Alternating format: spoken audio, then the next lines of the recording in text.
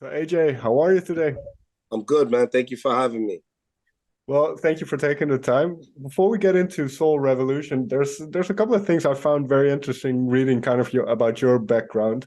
Okay. You were born in New York, and Yep. correct me if I'm wrong, you were born in New York. You spent some time in both the UK and the US before moving to Ghana, when you Yes. were around 12 years old, and then around 2000 you came back to the States. That's it. What kind of musical upbringing did you have? Because you spent time in so many places. Did music Yeah. always play a big part? Music was always a big part because my dad worked in music. Ah, okay. So I was always around music, but just like anyone typical, in that situation, I was in church a lot. My mom was very religious, so gospel music was a thing. Mm, Then, in Ghana there was like the early world music that's now kind of Afro beats and that kind of stuff. yeah. So there was a lot of that. Reggae was a huge part because of my Jamaican family and the fact that my dad worked with plenty of reggae artists and worked with a lot of like early punk ska kind of artists when Hmm. there was a lot of crossover. So music has always been a part. And then obviously classical music. I played trumpet, Okay. piano when I was a kid. So I was around a lot, I listened to a lot of classical, a lot of jazz. So music has always been around. So upon your return then to the States, and then you're kind of you have this full identity, you're full grown person in a way. Yeah, Uh, somewhat. Yeah. Maybe some years they say your brain isn't developed until you're 25 or something, but Right. Yeah, there was a lot of room for a lot of shit in there. There was still a lot of space. no, but where was your mind at in terms of music then? Because then you kind of encountered this whole other type of music that you kind of fell in Yeah. love with. Well, I mean, so hip hop obviously had been there being New York, Sure. right? So I grew up watching a lot of like BET early, um, a lot of MTV, both in the UK and America. Um, BBC One, all the music that was popular, was like pop music, hip hop. So I was already kind of inclined to checking out new things. Mm. I didn't have a problem with that. But then someone showed me like I first heard I heard Green Day when I was a kid. Like, when I was a lot younger, I heard Green Day, and I was like, "Oh, this is cool," because it Mhm. reminded me of the punk rock, but it was a lot heavier and faster than say the Specials or the Sex Pistols or the Clash, which I was typically listening to. So Mm. I was like, "Yeah, this is cool. I get it. I dig it." But then when I got to America and I went to high school, I started hearing Rage Against the Machine. Then I heard Limp Bizkit. Then I heard Slipknot, and I was like, "Oh my god, it gets even worse." And then I heard Pantera, and I wasn't really big into Metallica. I liked metal, but I wasn't super into thrash. But then I heard Slayer, and I was like, "Oh, this is cool as shit." Mm. And then where it really changed and went downhill, so to speak, is when I heard Meshuggah.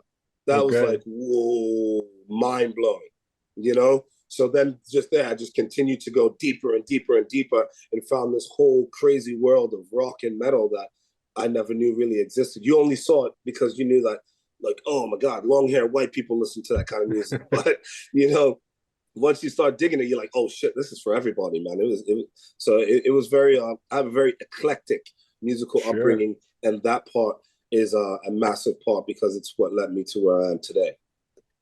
But you raise an interesting point, and if you don't want to get into it, that's fine. But I've talked to a number of black artists who kind of Right. play music in the rock genre or in the metal genre, and the expectation about them is always that they are when they come into a venue or somewhere they tell me that people think they're an R&B artist Of or a course. rapper or something. Of Well, how course. have you kind of navigated these kind of tricky things?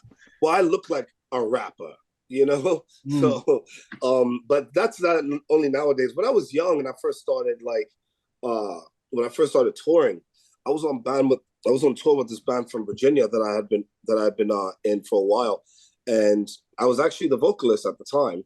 mm, And the the people that worked there were like, "Oh man, what are you, the bass player or the drummer?" Like the rhythm section. But then I opened my mouth and they're like, "God damn, man!" So it happens all the time. But you know what? These days, the only real kind of preconceived notions people have about me, they go, Oh, bro, have you ever heard of Kill Switch Engage? Oh, bro, do you know Seven Dust? And it's like, come on. Why do you ask me that? You know, Yeah, fair enough. like, once you ask the guy next to me, but it's all good, man. It's a crazy world we live in. So I don't sweat it. I don't let it. It doesn't bum me out. There's far bigger issues in rock and metal than expecting Black people to be the rhythm section. You know, I don't Fair enough. or worrying about racism. You know, I don't give a fuck. And I will get to the resilience kind of you have and the positivity in your mindset Right. a little bit later on with some songs. But there was one line, I think it was in, I have to, let's see where it was. I can't remember which song it was. It might be Thousand Lifetimes, but I tell my story, I get it off my chest. Yeah, So Thousand Lifetimes. Yeah. when did you first kind of start to put words onto paper and to kind of create music yourself? Always, man. I had always done it. I always wrote lyrics. I always wrote raps. I always wrote bars. But I started to hone my craft once I started actually fronting bands.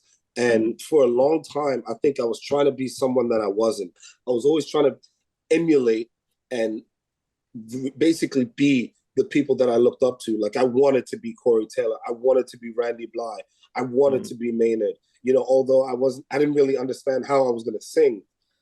But I had seen Lejeune from Seven Dust, and I was like, damn, I have a similar voice. I dig his soulful style. That might be somewhere, you know, but I could never really get it.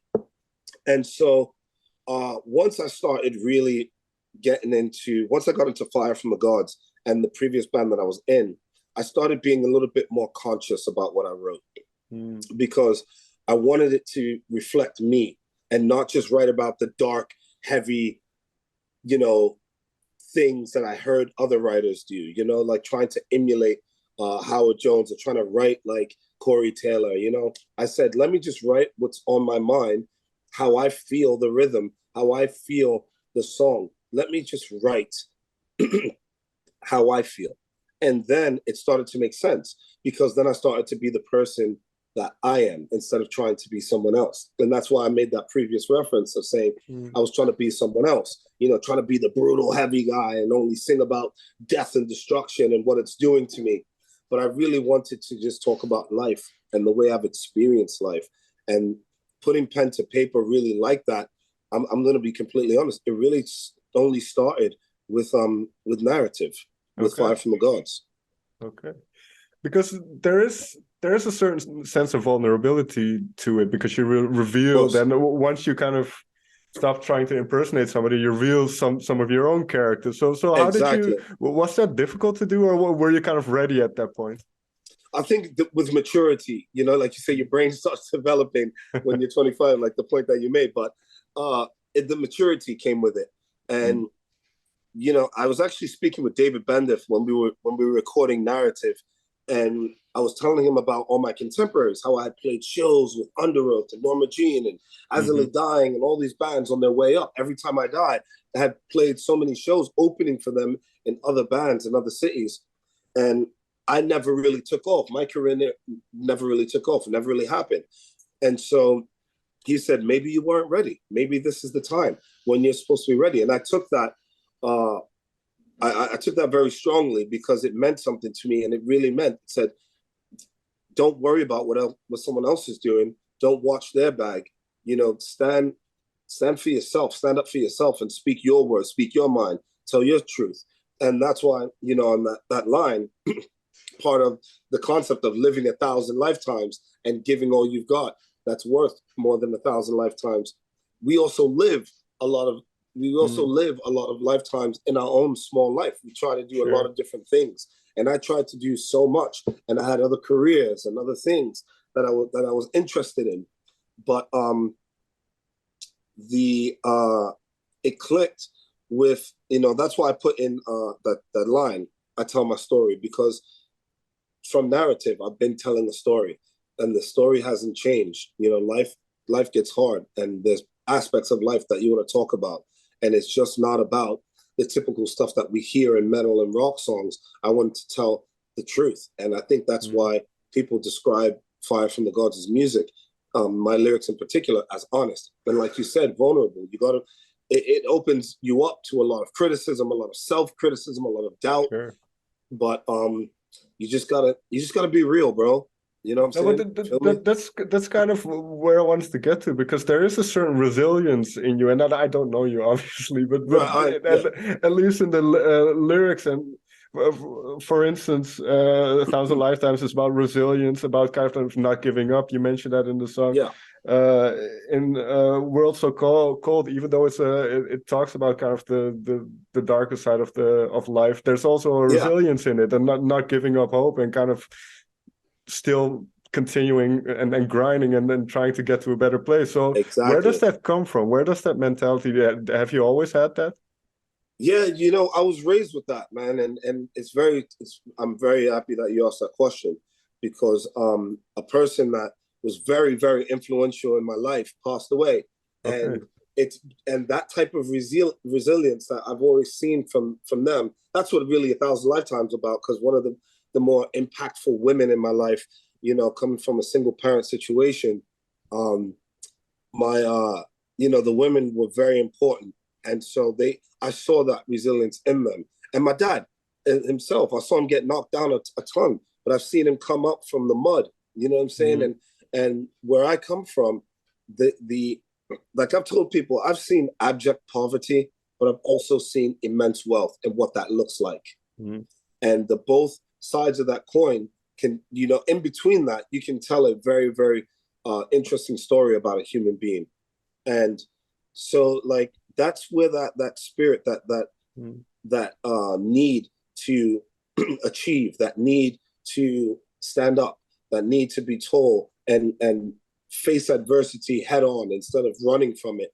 It comes just from the pathway that I took to get to where I'm at, man. I've been knocked down, bro. You know what I'm Mhm. saying? Like I went on my own. I've been on my own as a kid since I was probably about 16, 17. You know what I'm saying? Sorry, excuse me. Okay. Since I was about 18. I've been like on my own kind of. Mhm. My mom and I came to an agreement, and she went her way, I went my way, but obviously my family was involved in my life. But Mhm. it was kind of like, go out there and get it. And it took me a while to figure it out, but I think I'm almost there. Yeah, when it comes then to Soul Revolution, were there certain things that were on your mind? Because I can imagine, especially with 2 years of kind of forced off time, you kind of Yeah, these ideas start to pile up in a way, I suppose. 1000%, man. It got rough for a while. I At first I was super optimistic, as I think anyone could have been, and then things started to get worse. And so the Mm, external situation got worse. I mean, my internal situation was okay, but I was still dealing with a lot of what was happening externally.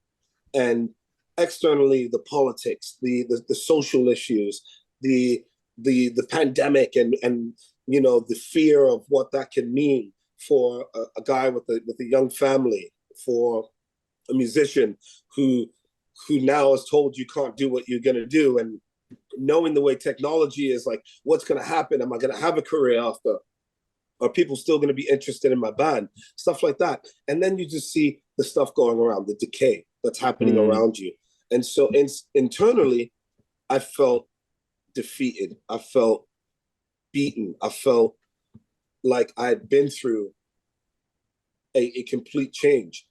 And all with that happening, I still had to get up every day, pay the bills, you right. know, try and be a better partner in my home. I still had to function, you still admit all this craziness. And I know that's how life is for a lot of people. I know that's how life is. One thing I saw was when when everyone started running to Mm, shops and supermarkets to just hoard food. And when people were denied that by just having to stand outside and wait to go inside of a place, or having, just being minutely inconvenienced, it just showed them, it gave them a snapshot, excuse me, of what people's lives are like, what some mm, people's lives are like every day, pandemic or not. Someone goes without and can't sit there and bitch and moan about having to wait. So I thought that, that instituted in me that change was going to have to happen. And in line with the message of Fire from the Gods, change was not, I was not going to promote violent change. I understood the anger and the rage and the burning and the fighting. I understand that rage. But being a person that I was before and being involved and always wanting to fight first and talk later, I had to think like, this is not the kind of world I want to live in, nor the kind of world I want to raise children in. So I figured, instead of talking about violent political revolution, let's talk about an internal revolution, because I knew what was happening to me internally. So I wanted to be able to talk about that and talk about the realness of what that feels like. And do I feel like, oh, I'm some guru or something? No, absolutely not. The fucking problems, the struggle's still real. You know what I'm saying? I'm not here as a self-help guide, but I just wanted to talk about what was happening inside of me. And I knew that I needed a soul revolution. I needed to change. You know, I can change my mind, but I also want to change my body. I want to change my whole soul. So to me, what encapsulates that one word is the soul. So let's change our souls. Let's have a soul revolution. And then I found out it was a fucking Wailers live CD, and I was like, oh my God, I can't believe that. How did I not know that? The Bob Marley fan that I am, how did I not know that? But it's still cool though, man. Well, there was a question that I wanted to ask you, kind of relating to Bob Marley, and maybe we can get to it, because what you just mentioned, kind of approaching it from a standpoint of love rather than hate. That's what is also in the song, The Message. You kind of express that feeling. And there is some kind of reggae elements, or the way you use your voice is in there. Very much so. And when I was listening to it, it reminded me of, or for some reason I had to think of Babylon System by Bob Marley. So okay, kind of the Babylon System trying to indoctrinate kids to think a certain way. So what was your mindset writing that song? That whole second verse is inspired by Babylon System. Okay. Because that's why I did it and like kind of sang it in patois a little bit. You know, from when look you come out of the womb, you know, that's talking about this being, they're fighting the war from immediate. They're fighting this system. They're fighting against this the craziness of this world. And then the chorus is you know, you think you're teaching me violence.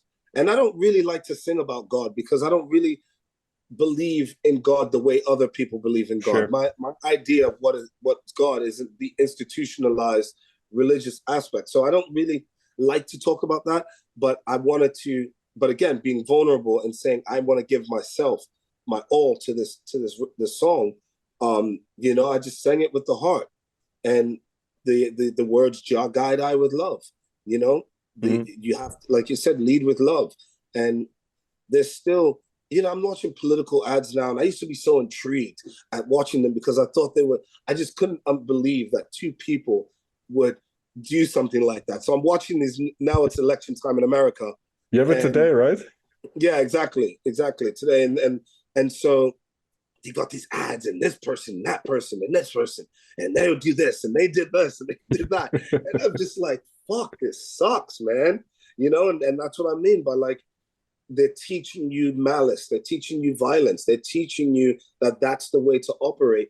But, you know, Jah guide I with love. So even though they think that they can indoctrinate me into their Babylon system, I have to fight Babylon system. And that's my way of doing it. That's why I put the bit of Marcus Garvey at the end.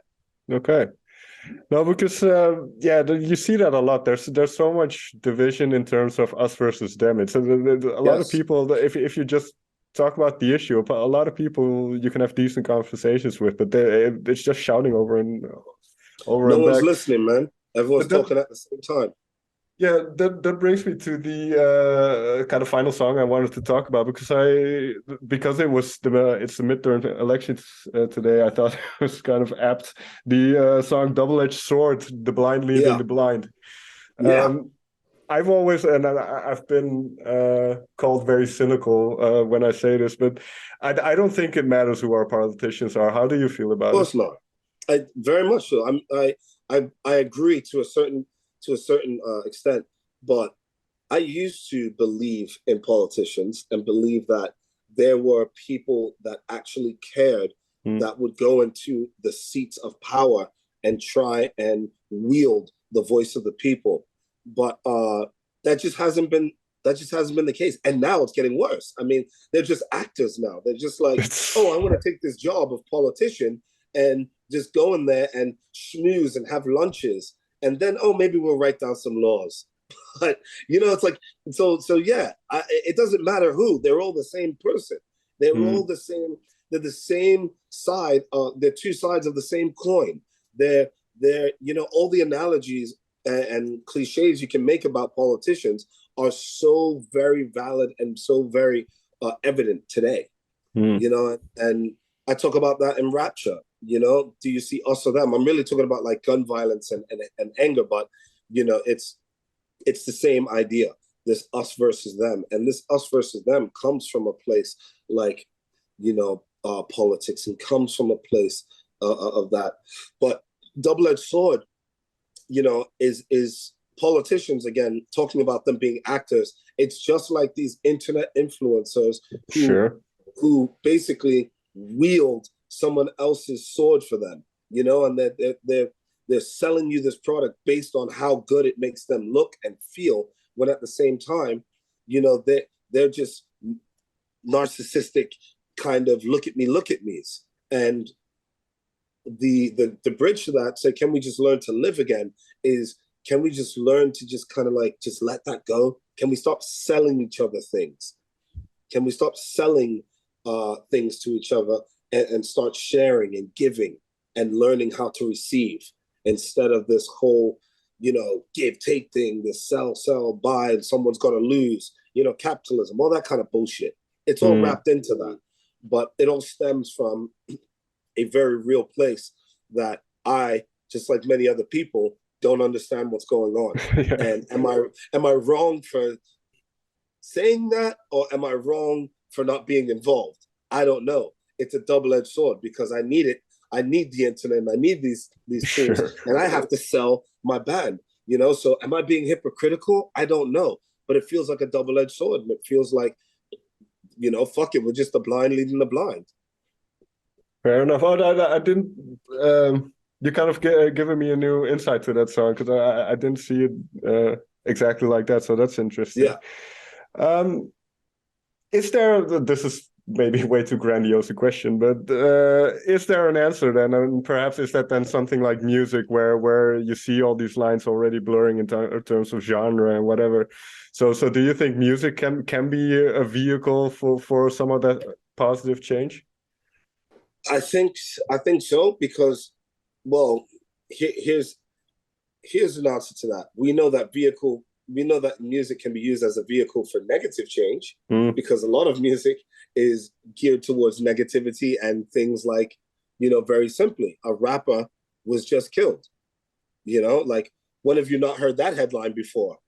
But, right, you know, like, a rapper was killed by violent means. Well, a lot of these rappers, a lot of people, myself included, you know, we glorify the negativities, the negative side of life, and we put it on display.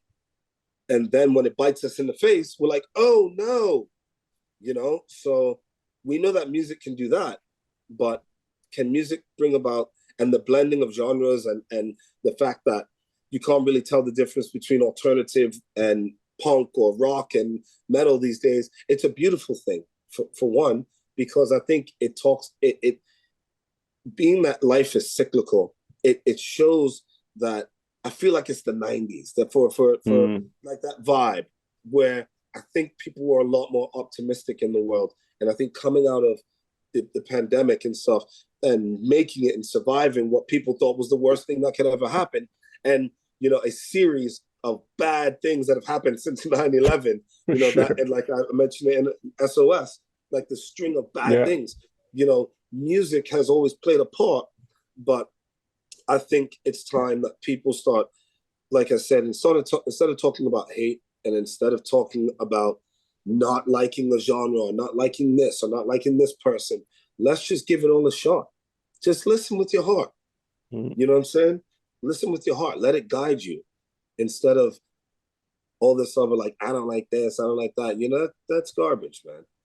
No, I think that's That's for a the bird. very, yeah, I think that's a very healthy attitude to have, and it's unfortunately something I had to learn before doing this job that I'm doing now, Of course. as well. I hear you. But AJ, thank you so much for taking the time to Big talk up, with son. me. Where you from, son? The Netherlands. We're from Oh, okay, okay. the Cool, cool, Netherlands. cool. Well, I don't live there anymore, but we're based in Amsterdam. Okay, wicked. Okay, awesome. All right. No, but Awesome. yeah, thank you so Good, much. man. Very enlightening and Yeah, brother. Thank you. awesome, man.